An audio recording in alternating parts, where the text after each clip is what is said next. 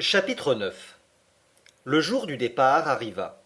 La veille, le complaisant M. Thomson nous avait apporté des lettres de recommandation pressantes pour le comte Tramp, gouverneur de l'Islande, M. Picterson, le coadjuteur de l'évêque, et M. Finsen, maire de Reykjavik.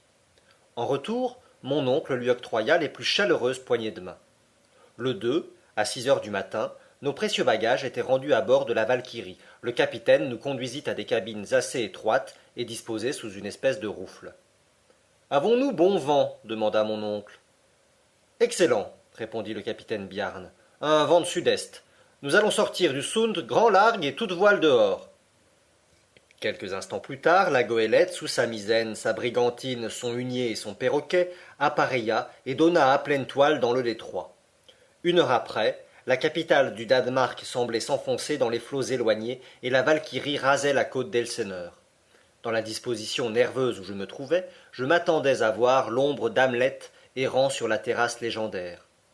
Sublime insensé, disais-je, tu nous approuverais sans doute. Tu nous suivrais peut-être pour venir au centre du globe chercher une solution à ton doute éternel.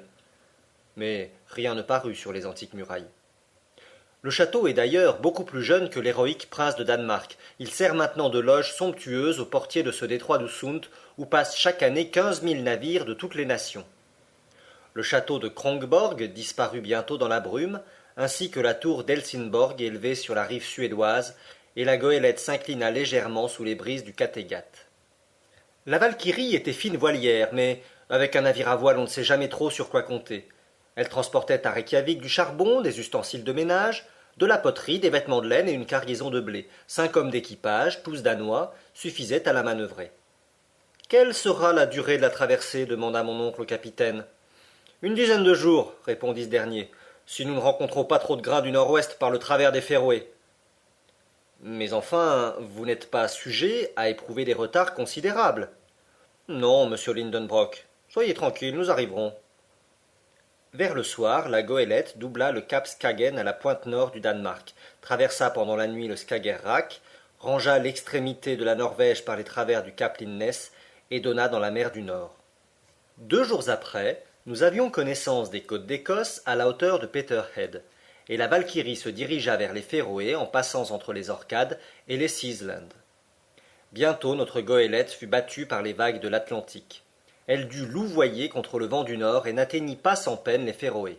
Le 8, le capitaine reconnut Myganes, la plus orientale de ces îles, et à partir de ce moment, il marcha droit au cap Portland, situé sur la côte méridionale de l'Islande.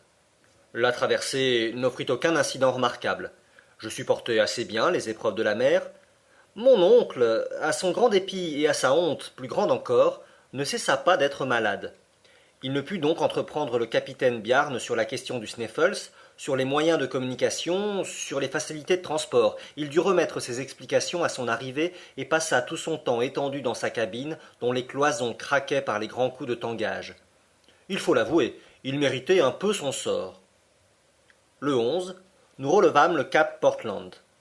Le temps, clair alors, permit d'apercevoir le Myrdlarjökull qui le domine. Le cap se compose d'un gros morne à pente raide et planté tout seul sur la plage. La Valkyrie se tint à une distance raisonnable des côtes en les prolongeant vers l'ouest, au milieu de nombreux troupeaux de baleines et de requins. Bientôt apparut un immense rocher percé à jour, au travers duquel la mer écumeuse donnait avec furie. Les îlots de Westman semblèrent sortir de l'océan, comme une semée de rocs sur la plaine liquide. À partir de ce moment, la goélette prit du champ pour tourner à bonne distance le cap Reykjanes, qui forme l'angle occidental de l'Islande. La mer, très forte, empêchait mon oncle de monter sur le pont pour admirer ces côtes déchiquetées et battues par les vents du sud-ouest. 48 heures après, en sortant d'une tempête qui força la goélette de fuir à sec de toile, on releva dans l'est la balise de la pointe Skagen, dont les roches dangereuses se prolongent à une grande distance sous les flots. Un pilote islandais vint à bord, et 3 heures plus tard, la Valkyrie mouillait devant Reykjavik dans la baie de Faxa. Le professeur sortit enfin de sa cabine, un peu pâle, un peu défait, mais toujours enthousiaste, et avec un regard de satisfaction dans les yeux. La population de la ville, singulièrement intéressée par l'arrivée d'un navire dans lequel chacun a quelque chose à prendre, se groupait sur le quai. Mon oncle avait hâte d'abandonner sa prison flottante, pour ne pas dire son hôpital, mais avant de quitter le pont de la goélette, Il m'entraîna à l'avant, et là, du doigt, il me montra, à la partie septentrionale de la baie, une haute montagne à 2 pointes, un double cône, couvert de neiges éternelles. Le Sneffels s'écria-t-il. Le Sneffels Puis après m'avoir recommandé du geste un silence absolu, il descendit dans le canot qui l'attendait. Je le suivis, et bientôt nous foulions du pied le sol de l'Islande. Tout d'abord apparut un homme de bonne figure et revêtu d'un costume de général. Ce n'était cependant qu'un simple magistrat, le gouverneur de l'île, monsieur le baron Trampe, en personne. Le professeur reconnut à qui il avait affaire. Il remit au gouverneur ses lettres de Copenhague, et il s'établit en danois une courte conversation à laquelle je demeurai absolument étranger, et pour cause. Mais de ce premier entretien, il résulta ceci, que le baron Trampe se mettait entièrement à la disposition du professeur Lindenbrock. Mon oncle reçut un accueil fort aimable du maire, M. Finsen, non moins militaire par le costume que le gouverneur, mais aussi pacifique par tempérament et par état. Quant au coadjuteur, M. Picterson, il faisait actuellement une tournée épiscopale dans le bailliage du Nord, nous devions renoncer provisoirement à lui être présentés. Mais un charmant homme, et dont le concours nous devint fort précieux, ce fut M. Fridriksson, professeur de sciences naturelles à l'école de Reykjavik. Ce savant modeste ne parlait que l'islandais et le latin. Il vint m'offrir ses services dans la langue d'Horace, et je sentis que nous étions faits pour nous comprendre. Ce fut en effet le seul personnage avec lequel je pus m'entretenir pendant mon séjour en Islande. Sur 3 chambres dont se composait sa maison, cet excellent homme en mit 2 à notre disposition, et bientôt nous y fûmes installés avec nos bagages, dont la quantité étonna un peu les habitants de Reykjavik. Eh bien, Axel, me dit mon oncle, cela va, et le plus difficile est fait. Comment, le plus difficile m'écriai-je. Sans doute. Nous n'avons plus qu'à descendre. Si vous le prenez ainsi, vous avez raison. Mais, enfin, après avoir descendu, il faudra remonter, j'imagine. Oh, cela ne m'inquiète guère. Voyons, il n'y a pas de temps à perdre. Je vais me rendre à la bibliothèque. Peut-être s'y trouve-t-il quelques manuscrits de Saknussemm et je serai bien aise de les consulter. Alors, pendant ce temps, je vais visiter la ville. Est-ce que vous n'en ferez pas autant? Oh, cela m'intéresse médiocrement. Ce qui est curieux dans cette terre d'Islande n'est pas dessus, mais dessous. Je sortis et j'errai au hasard. S'égarer dans les 2 rues de Reykjavik n'eût pas été chose facile. Je ne fus donc pas obligé de demander mon chemin, ce qui dans la langue des gestes expose à beaucoup de mécomptes. La ville s'allonge sur un sol assez bas et marécageux entre 2 collines. Une immense coulée de lave la couvre d'un côté et descend en rampes assez douces vers la mer. De l'autre s'étend cette vaste baie de Faxa, bornée au nord par l'énorme glacier du Sneffels, et dans laquelle la Valkyrie se trouvait seule à l'ancre en ce moment.